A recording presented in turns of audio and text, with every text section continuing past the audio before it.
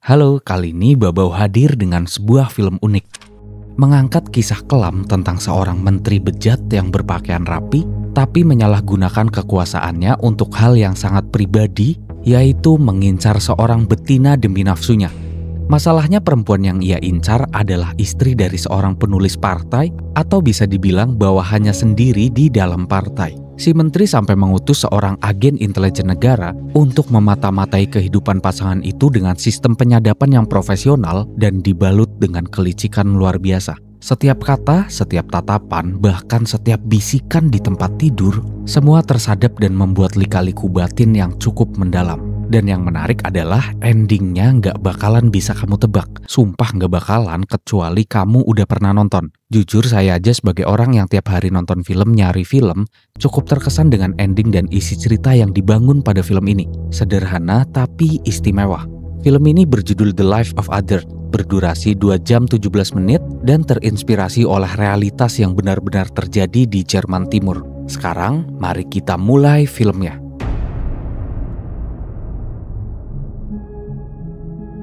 Pada tahun 1984 di sebuah penjara Jerman, kita diperkenalkan dengan seorang agen khusus yang bernama Gerd Weisler. Di sana dia sedang menginterogasi seorang tersangka dengan dingin dan metodis. Ia seperti mesin penggali kejujuran yang gak ada lawan.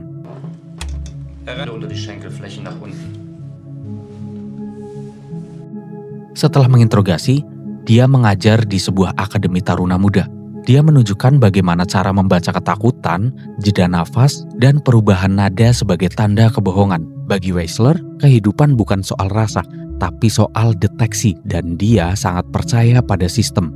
Ein Schuldiger wird mit den Stunden ruhiger. Weiß, dass zu Recht dort sitzt. Gibt es kein besseres Mittel, als ihn zu befragen. Wer die Wahrheit sagt, fällt Ihnen etwas auf an seiner Aussage. 227 lügt. Setelah dia mengajar, dia didatangi oleh kepala intelijen yang mengajak Weisler untuk datang ke sebuah aula guna menonton pertunjukan. Sesampainya di sana, ketua ngomong sama Weisler bahwa mulai sekarang dia mendapat tugas untuk memata-matai seorang pria bernama Darren. Tugas itu adalah tugas rahasia yang diperintahkan secara langsung oleh Pak Menteri dengan alasan Pak Menteri mencurigai ada sesuatu yang tak beres dari Darren. Diketahui Darren ini adalah seorang penulis yang bekerja untuk negara. Tugasnya adalah menulis isu-isu negara sebagai wajah intelektual yang loyal di mata publik negaranya. Tapi masalahnya adalah Darren ini tergolong penulis yang jujur. Dia sering menulis dengan apa adanya dan bagi si menteri itu cukup membahayakan citra pemerintahan. Dengan alasan itulah menteri mengutus kepala intelijen untuk memata-matai si Darren. Hari itu di ruangan aula terlihat Menteri Belf yang juga berada di sana untuk menonton pertunjukan. Disinilah semua mulai diperlihatkan. Ternyata tujuannya ke sana adalah menonton istri Darren yang merupakan aktor panggung sedang menampilkan pertunjukannya. Dia bernama Krista. Pada masa itu, Krista memang cukup terkenal sebagai aktor teater dengan tubuh yang seksi. Dan yang membuat semuanya jadi mungkin bagi si menteri mendekati Krista, karena Krista adalah artis yang berkarir pada perusahaan produksi film milik negara. Di sana, Menteri Belf juga memanggil kepala intelijen dan kembali mengingatkan tugas utamanya adalah memata-matai Darren dan istrinya. Verstehen, was ich meine? Dann haben sie einen ganz dicken Freund im ZK. Bis wir was gefunden haben. Nampak jelas Menteri Belf yang menginginkan istrinya Darren bukan karena cinta, tapi karena kekuasaan yang dia pikir mampu untuk menyentuh apa yang seharusnya tak ia sentuh. Hal itu nampak terlihat jelas saat ada sebuah acara partai. Darren dan istrinya sedang berdansa, tapi karena si menteri cemburu melihatnya, dia langsung naik ke atas panggung menghentikan musik dan memberi sedikit sambutan yang berisi ucapan terima kasih kepada Darren yang telah mendedikasikan hidupnya untuk negara. Di sana dia juga mengucapkan terima kasih kepada Krista yang selalu kuat menghibur para penggemarnya di atas panggung teater. Noch auf das Wohl unserer Kulturschaffenden zu trinken. Der Dichter ist der Ingenieur der Seele. Und natürlich auf Christa Maria Sieland, Republik. Da dulde ich keinen Widerspruch. Setelah itu, Menteri Belf turun menghampiri Darren dan Krista dengan alasan memberi selamat secara langsung. Tapi nggak cuma itu. Saat ngobrol sama Darren dan dia di sebelahnya Krista, dia berusaha nempel-nempel dan melakukan hal ini.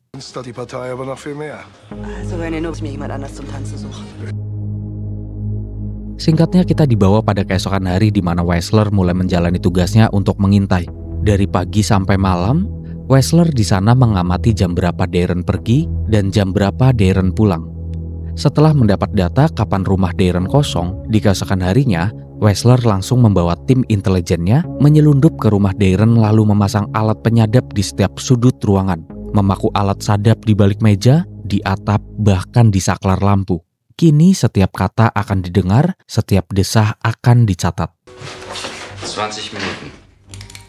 Selesai memasang alat, Weisler pindah ke gudang kosong tak jauh dari rumah Darren. Di sanalah ia mulai memata-matai pasangan itu. Duduk dengan headphone besar menempel di telinganya, mencatat semuanya dengan mesin ketik yang nanti akan dilaporkan pada kepala intelijen. Awalnya ini cuma tugas, dan Weisler menjalaninya dengan prosedur negara dan segera melapor jika Darren melakukan percakapan-percakapan yang arahnya bisa merugikan negara. Tapi makin hari makin dijalani, Weisler tak menemukan apapun. Malah sebaliknya, yang ia temukan hanyalah kejujuran hati Darren. Weisler mulai mendengar tawa yang tulus, debat yang intelektual, dan cinta yang utuh. Dia menyaksikan dari kejauhan yang sangat dekat, dua manusia hidup sebagai pasangan, mencintai, menderita, walau kadang dia juga mendengar Darren dan Krista kikuk-kikuk.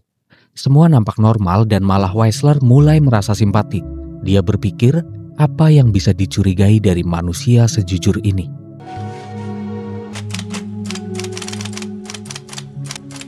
Singkat cerita, karena nggak nemu-nemu hal mencurigakan, si menteri coba cari cara lain gimana caranya bisa mendapatkan Krista. Satu-satunya kesalahan yang bisa terlihat adalah Krista yang suka menggunakan obat penenang untuk meredakan kegelisahannya.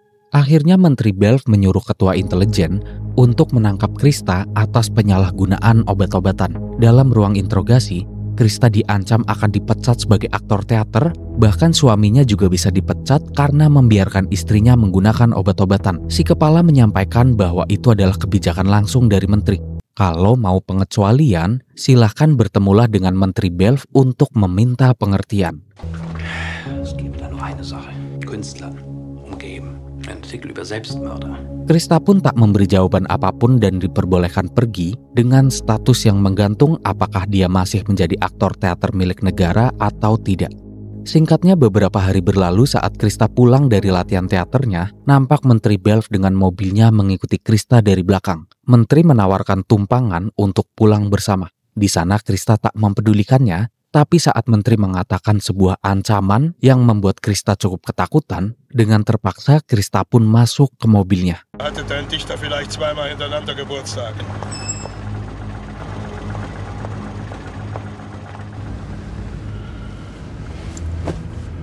Pass schon auf dich auf. Sei unbesorgt.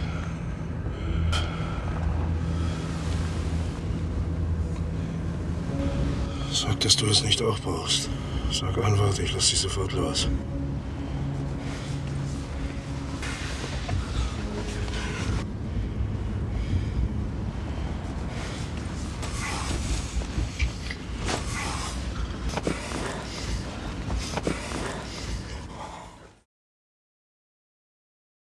Satu jam kemudian, adegan berpindah pada Weisler yang sedang dalam ruangan pengawasan, melihat mobil menteri yang berhenti di depan rumah Darren bersama Krista.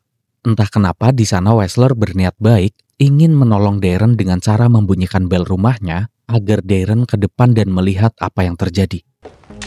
Zeit für bittere Wahrheiten.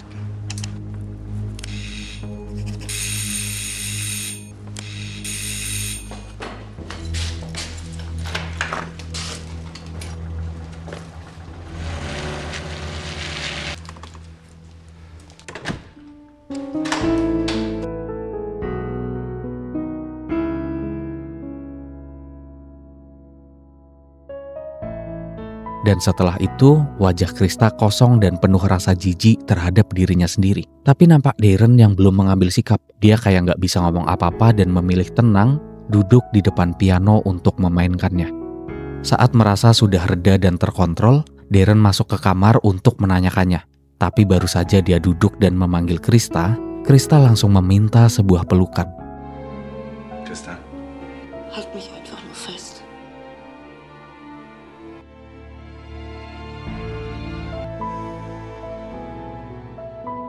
Pada malam itulah Darren lebih memilih diam dan terus mencintai. membuang segala pertanyaan dan berpikir positif bahwa tak terjadi hal menyakitkan di dalam mobil atau sebelumnya. Singkatnya, seminggu berlalu, keadaan hati Darren mulai membaik tapi kurang harmonis. Tak sekalipun Darren menyentuh atau bahkan mencium istrinya setelah kejadian minggu lalu. Di sini malah Wexler yang merasa kasihan pada Darren dan mulai menyadari tugas yang sedang ia jalani adalah tugas pengkhianatan. Sampai beberapa hari kemudian, pada suatu malam, adegan menunjukkan Krista yang berpamitan untuk pergi menemui teman lamanya. Dengan halus, Darren meminta agar Krista jangan pergi. Di sana dia baru mengungkapkan bahwa dia mengetahui apa yang telah terjadi. Darren mencoba meyakinkan bahwa Krista adalah aktor hebat, tak perlu melakukan lebih dari sekedar berakting. Dia mampu tumbuh hanya dengan kualitasnya, bukan dengan jalur yang lain.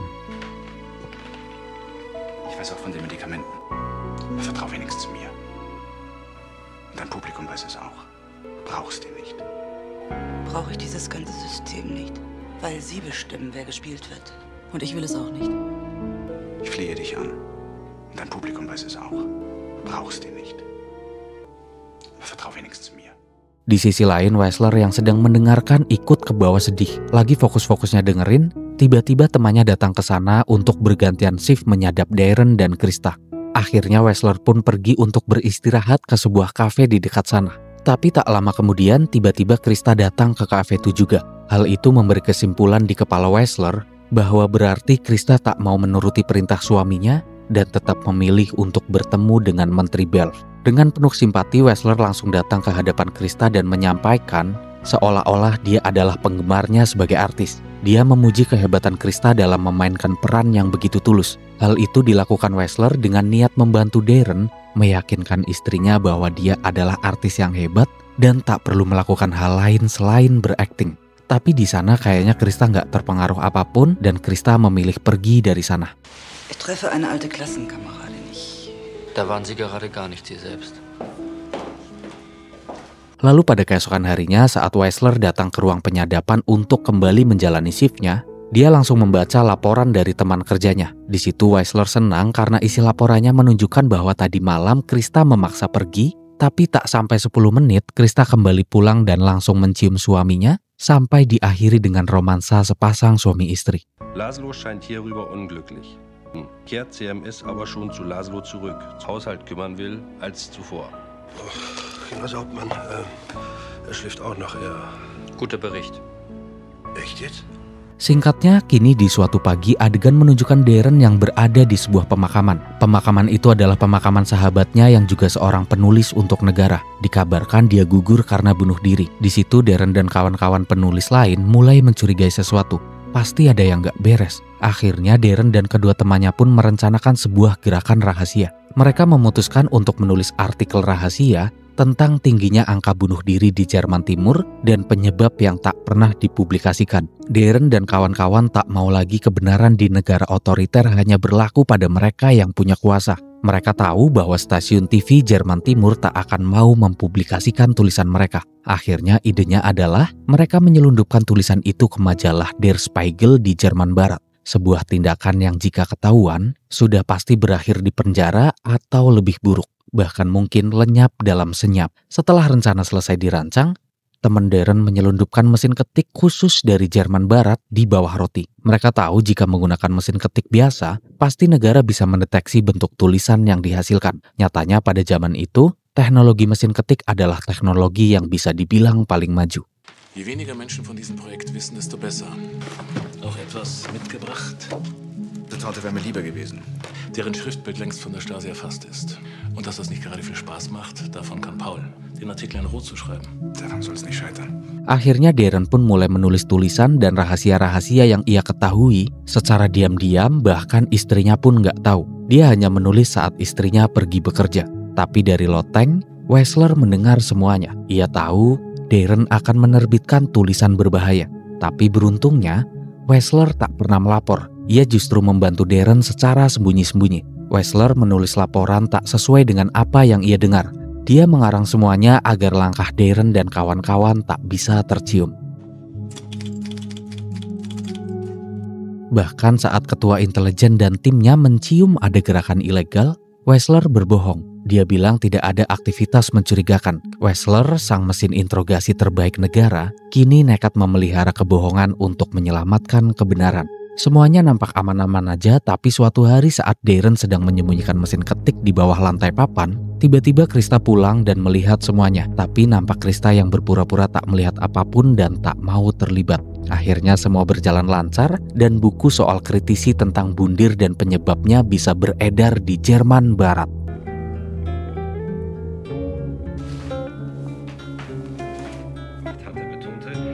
Zur Rettung bereits geschädigter Wälder, Anspannung im deutsch-deutschen Verhältnis, zum Selbstmord in der Deutschen Demokratischen Republik, zuletzt des Theaterregisseurs Albert Jaska. Melihat terbitnya buku itu, bahkan negara cukup terguncang dengan isu itu, ketua intelijen pun langsung melakukan investigasi. Dia memanggil ahli mesin ketik negara untuk mencari siapa pemilik mesin ketik seri itu. Kepala intelijen sangat yakin bahwa Darren lah yang menulisnya. Tapi ahli mesin ketik mengatakan bahwa mesin itu berbeda dengan mesin yang biasanya digunakan oleh Darren. Auf dem Modell Valentino des Olivetti-Betriebes. Einer Originalwanderer-Torpedo. Er hat noch nie auf irgendwas anderem geschrieben. Gak kehabisan akal, ketua kembali memanggil Krista ke ruangan dan mengancamnya habis-habisan. Dia mengancam menghentikan Krista sebagai artis, bahkan memblacklist semua perusahaan agar tak pernah sekalipun mengizinkan Krista bergelut di dunia itu. Tapi gak lama setelah ancaman itu, di sini anehnya Krista malah menanyakan apa ada sesuatu hal yang bisa dilakukan untuk menyelamatkan karirnya. Dengan senyum manis dan imut, kepala pun meminta Krista berkata jujur apakah Darren yang menulis buku itu. Di sini Krista yang gak punya otak gak mikir, langsung mengkonfirmasi bahwa Darren lah yang menuliskannya. Tapi Krista mengaku tak mengetahui di mana Darren menyembunyikan mesin ketiknya. Akhirnya, penggeledahan pun langsung dilakukan oleh pihak negara.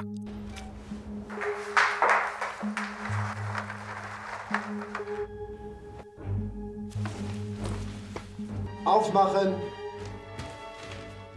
Brech die Tür auf, bevor Beweismaterial vernichtet. Ich glaube, das wird nicht nötig sein.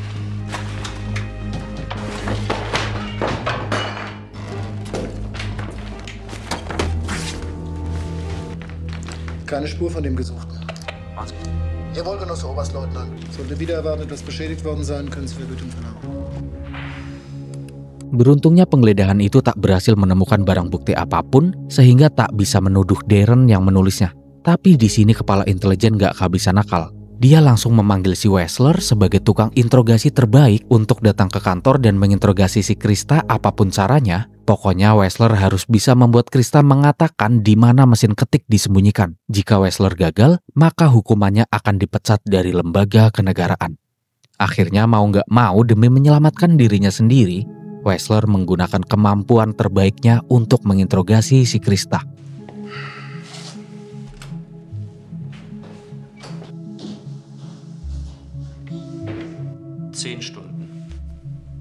Es gibt keine Beweise. Es gibt keine Schreibmaschine. Das habe ich erfunden. Denn dann müssen wir auch Sie hier behalten. Und mit Meinheit, das heißt ungefähr 2 Jahre Haft. Dafür genügt Ihre Aussage. Retten Sie jetzt wenigstens sich selber. Ich will doch hier was sagen. Ihr ganzes Leben lang. Sagen Sie mir, wo die Maschine versteckt ist. Ich lasse Sie sofort frei. Sagen Sie mir, wo die Unterlagen sind. Sie sind in der Wohnung. Machen Sie ein Kreuz auf die richtige Stelle. Man kann sie abnehmen. Dengan berat hati, Krista pun mengatakan semuanya dan hanya mementingkan dirinya sendiri. Saat Krista akan segera diantar pulang, ketua memberikan obat sebagai hadiah. Setelah itu, ketua menyuruh petugas agar memanggil Wessler. Tapi petugas mengatakan bahwa Wessler sudah pulang dari tadi setelah interogasi. Rufen Sie mir Wiesler. Wiesler hat das Objekt bereits verlassen, Genosse Oberstleutnant.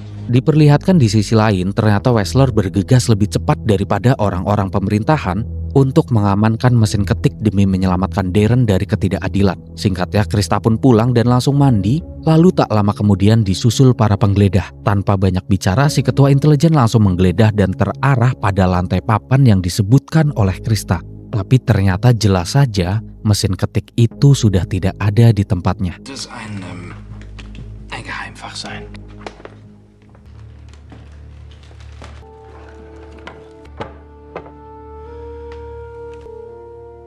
Di situ lewat bahasa matanya, Darren memandang Krista dan mengetahui bahwa Krista lah yang memberitahu semuanya. Dengan segala penyesalan yang udah nggak tahu mau gimana, ditambah malu pada suami dan dirinya sendiri, dalam langkah terakhir yang tragis, Krista berjalan keluar dan menabrakkan diri ke mobil yang melaju.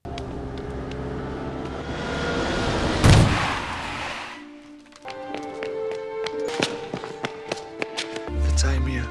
Verzeih mir. Fahren Sie mit Ihren Männern zurück in die Zentrale. Wir haben einen falschen Hinweis bekommen. Entschuldigen Sie.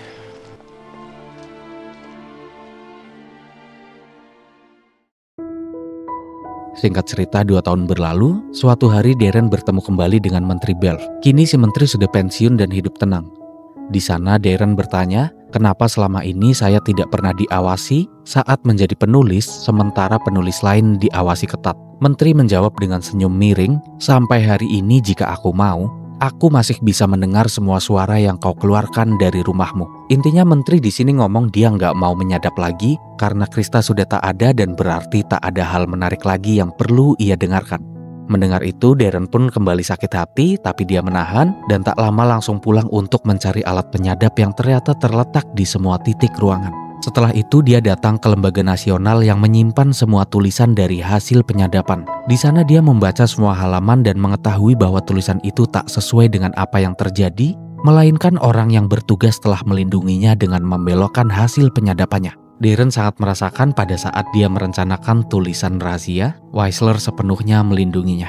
Di sana nama Weisler disebut dengan HGW XX7. Darren pun menyadari bahwa Weisler lah yang selama ini membuat dirinya selamat dari semuanya karena melihat tanda jempol dengan tinta merah yang berada pada mesin ketiknya. Setelah itu, Darren langsung minta data siapakah HGW XX7. Si petugas menyampaikan bahwa HGW XX7 telah dipecat dari tugasnya semenjak 2 tahun yang lalu dan sekarang bekerja menjadi tukang sortir di PT kecil. Darren pun langsung mencarinya dan mengawasinya dari jauh hanya untuk memenuhi keinginannya mengetahui wajahnya.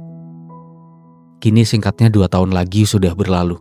Nampak Weisler yang sedang berjalan di depan toko buku dan melihat foto Darren yang ternyata mengeluarkan karya terbarunya. Weisler pun masuk ke dalam toko itu dan melihat bukunya dan betapa tersentuhnya saat dia membaca bahwa buku itu didedikasikan untuk HGW XX7.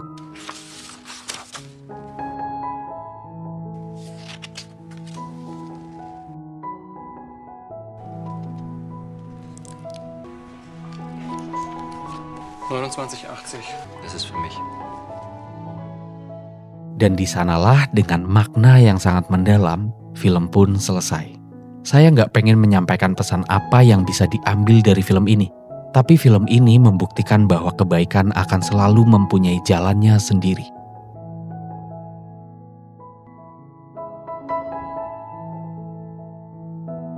Sekian dari saya. Assalamualaikum warahmatullahi wabarakatuh.